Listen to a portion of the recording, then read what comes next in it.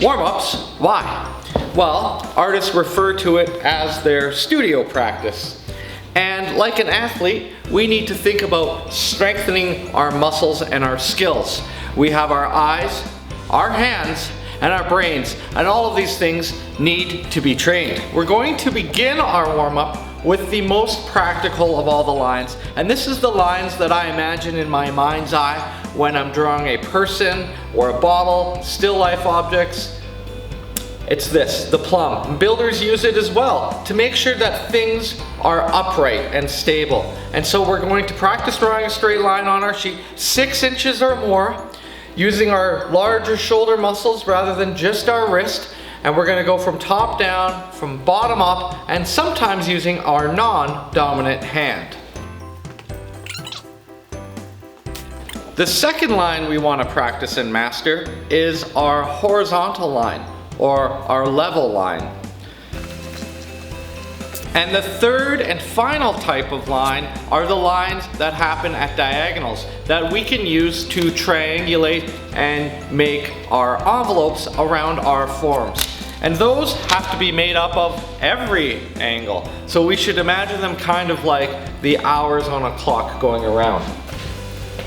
Let's practice these structural warm-up lines on our paper. All right, get yourself comfortable. Hey, love the paper. We're gonna start using the largest shoulder muscle and going down to the wrist a little bit. I want you to hold the pencil kind of like a wand. You can also hold it up here and have your finger drag across. But at first, let's just try to get some straight lines down. Now, normally, I don't have to lean over so much. There we go. Practice drawing your straight lines. There we go. You can also hold the pencil this way using the firm edge.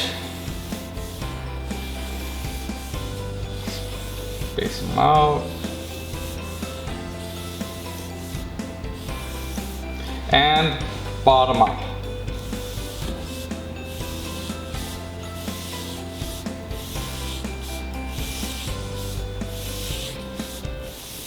Now, let's do some horizontal lines. So imagine that you're like a Japanese swordsmith cutting from side to side. Using your shoulders again, hold the pencil this way, go this way. You have to become very mobile when you're drawing. You can move your wrist, you can move your elbow. Don't forget that it's up to you to determine your range of motion. Side to side, getting like a nice crisscross pattern here. So a straight line is between 2 points.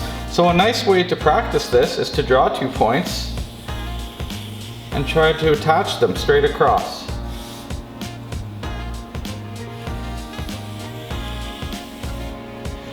And up and down. This will help train your hand-eye coordination. And also you have all these cross points here. So you can take 2 cross points and use them to determine where your diagonals might be. And I'll take this one and this one. This one, this one.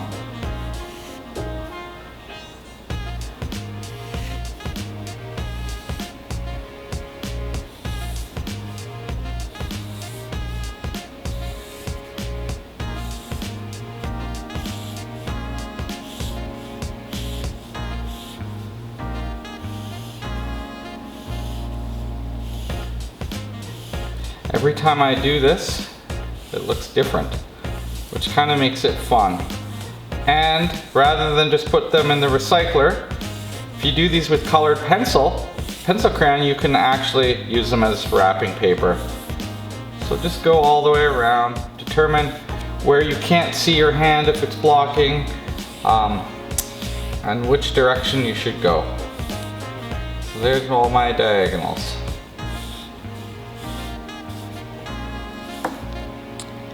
All right, your turn. We've warmed up our structural and man-made lines, our vertical plumb line, our level line, and our diagonal and angles. Let's move on to the more curvy, naturalistic lines, which I refer to as more gestural. check out the next video, warm up 2.